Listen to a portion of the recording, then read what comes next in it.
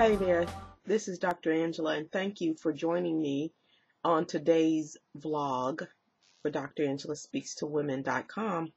And I'm going to talk to you about something that is very, very personal, but it's something I feel compelled to share with you because I realize that someone might be feeling what I was feeling, and you might need to hear this. So whoever you are, this is for you. Many, many years ago, I sat at the bottom of my stairs in my home. It was a dark and cold and dreary day in Dallas, Texas. It was actually in the wintertime, and it was during one of those times where we had a freak ice storm. So it was cold outside, and it very seldom gets cold in Dallas. I sat at the bottom of my stairs, holding a bottle of extra strength Tylenol in my hands. Slowly, I opened that jar, that bottle, poured those Tylenol in my hand, looked at them, opened my mouth, swallowed them all, and took a big swig of water to wash it down.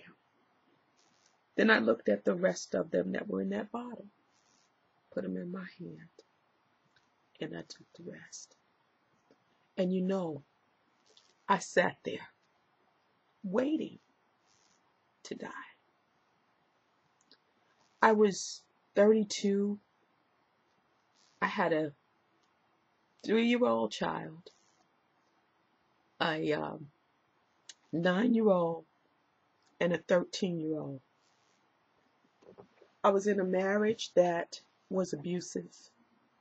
Was married to a man who told me that I was the scum of the earth, that nobody loved me, that I wasn't worth anything, that the only reason why he married me was because he had pity on me and nobody wanted a woman with 3 children, and on and on and on. I was facing financial ruins because I had allowed this man into my life, and my AAA credit was in the toilet. I was looking at facing bankruptcy, losing everything I had. And I was working for a job that I did not want to work for. A position, I was working for IBM, and I loved the company, but I hated the position. My life, it seemed like it was just in the toilet. And that day, I decided I just didn't want to deal with it anymore, that I'd had enough, that I couldn't deal with it, and that was it. Fortunately, it didn't work because, as you can see, I did not kill myself, and that's a wonderful thing. I was rushed to the hospital in Dallas, Texas. They pumped my stomach, and they put me on the crazy ward. Yeah, because see, in Texas, if you try to kill yourself, they're figuring that there's something not going on right up here. Well, a doctor came in and talked to me, and he asked me a lot of questions. What's going on in your life? Are you under any kind of stress? And then he diagnosed me, and he told me this, sisters, that I was manically depressed. He said I was a manic depressant. And that, in other words, I had been depressed so long that depression had overtaken me. It had engulfed me, and it had me at a point to where I was ready to end it. Had I known then what I know now, I never would have taken those pills. But I didn't know what the signs of depression were. So I want to share the signs of depression with you. And I want you to get this video into the hands of as many people as you know that you suspect might be depressed, because this could be the video that saves their lives. If you know someone, or if you are sleeping all the time, when I was depressed like that, I slept from sun up to sundown. As soon as I got home from work, I went to bed. My kids had to feed themselves. Weekends, I didn't get out of bed. In fact, I had a friend who would call me and ask me, who would call and just say, girl, you're just sleeping your life away. And I didn't even have a response because I did not want to deal with anything. I just slept. So if you notice someone's sleeping patterns have changed, that they're not sleeping enough or that they're sleeping too much, they're probably going through those signs of depression. So do pay attention. If you or a loved one are irritable, you're feeling guilty, you're feeling anxious and about things, those are signs of oncoming depression. And when I was going through that, my kids could do nothing right. I was just so irrational. They would say something and I would be screaming at them, or it was like I was bipolar. I would be hugging on them. I'm so sorry. I didn't mean it. It's a wonder that my kids are even sane now after having lived with a mom like that for a few years. You know somebody that feels hopeless and helpless, pay attention to them.